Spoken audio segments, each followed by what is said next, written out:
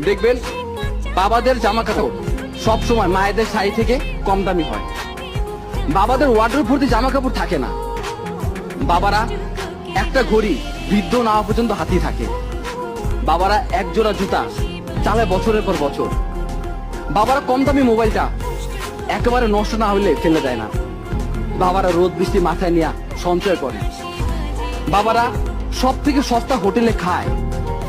নিজের জন্য সব থেকে কৃপণ বাবাটা তার স্ত্রী সন্তানের জন্য সব থেকে বেশি ব্যয় হিসাবী। বাবারা একেবারে বাধ্য না হলে কখনো না বলে না।